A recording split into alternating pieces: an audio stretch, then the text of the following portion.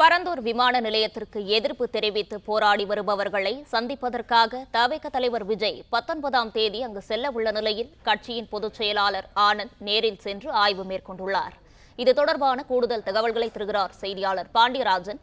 பாண்டியராஜன், வணக்கம். இது குறித்தான முழு விவரங்களையும் பதிவு பண்ணல.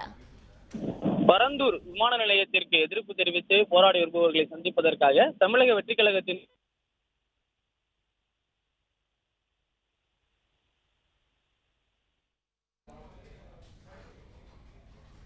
தவிக பொதுச் செயலாளர் புசி ஆனந்த் ஏகனாபுரத்திற்கு நேரில் சென்று ஆய்வு மேற்கொண்டு வருகிறார்.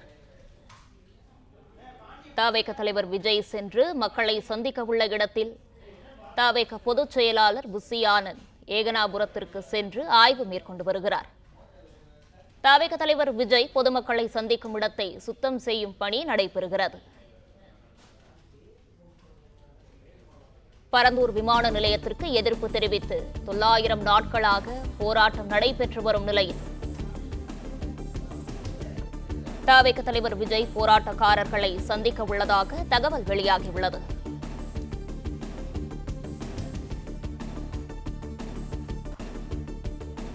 தவிக பொதுச் செயலாளர் புசி ஆனந்த் ஏகனாபுரத்திற்கு நேரில் சென்று ஆய்வு மேற்கொண்டு வருகிறார். இது குறித்தான விவரங்களோடு இணைந்திருக்கிறார் செய்தியாளர் பாண்டியராஜன். பாண்டியராஜன், விவரங்களை பதிவு பண்ணல. பரந்தூர் விமான நிலையத்திற்கு எதிர்ப்பு தெரிவித்து போராடி வருபவர்களை சந்திப்பதற்காக தமிழக வெற்றி கழகத்தின் தலைவர் விஜய் 19ஆம் தேதி அங்கு செல்ல உள்ள நிலையில அப்பகுதியில் செய்யப்பட்டிருக்கக்கூடிய ஏற்பாடுகள் குறித்து ஆய்வு செய்வதற்காக பொதுச் செயலாளர் ஆனந்த் அங்கு நேரில் சென்றிருக்கிறார். கிட்டத்தட்ட 900 நாட்களாக ஏகனாபுரம் மக்கள் பகுதியிலே போராட்டம் நடத்தி வருகிறார்கள். அந்த போராட்டத்தில் ஈடுபட்டு வரக்கூடிய மக்களை சந்திப்பதற்காக தமிழக வெற்றி கழகத்தின் தலைவர் விஜய் திட்டமிட்டிருந்தார். பரந்தூர் விமான நிலையத்திற்காக சென்னையினுடைய இரண்டாவது விமான நிலையம் அமைப்பதற்காக பரந்தூர் தேர்வு செய்யப்பட்டிருந்தது. கிட்டத்தட்ட 5700 ஏக்கர் நிலப்பரப்பு கையகப்படுத்தக்கூடிய பணிகள்ல தமிழக அரசு ஈடுபட்டு வராங்க. குறிப்பா அந்த பகுதியில ஏகனாபுரம் என்கின்ற அந்த கிராமம் முழுவதுமாகவே அந்த விமான நிலையத்திற்கு நிலம் கையப்படுத்தக்கூடிய பகுதிகளுக்கு வருவதாக கூடிய பகுதி மக்கள் போராட்டத்தில் ஈடுபட்டு வருகின்றனர். குறிப்பாக இந்த ஒரு தரப்பு மக்கள் இவ்வாறு தெரிவிக்கும் பொழுது முக்கிய பிரச்சனையாக சென்னையில் இருக்கக்கூடிய விமான நிலையத்துல 400 பயணிகளை ஏற்றி செல்லக்கூடிய அளவிற்கான பெரிய விமானங்கள், 2 அடுக்கு விமானங்கள், சரக்கு போக்குவரத்தை கையாளக்கூடிய அளவிற்கான அந்த விமானங்கள் எல்லாம் வரத்து குறைக்கப்பட்டிருக்கிறது. அதன் காரணமாக தமிழகத்தினுடைய வளர்ச்சியை மேம்படுத்தும் விதமாக சென்னைக்கு 2வது விமான நிலையம் வேண்டும் என தமிழக அரசு சார்பில் மத்திய அரசுக்கு ஒரு பரிந்துரை செய்யப்பட்டது. அதன் பிறகாக மாநிலத்தினுடைய வளர்ச்சியை முன்னேற்ற வேண்டும் என்பதற்காக மத்திய அரசிலும் இதற்கான ஒப்புதல் கொடுக்கப்பட்டிருந்தது.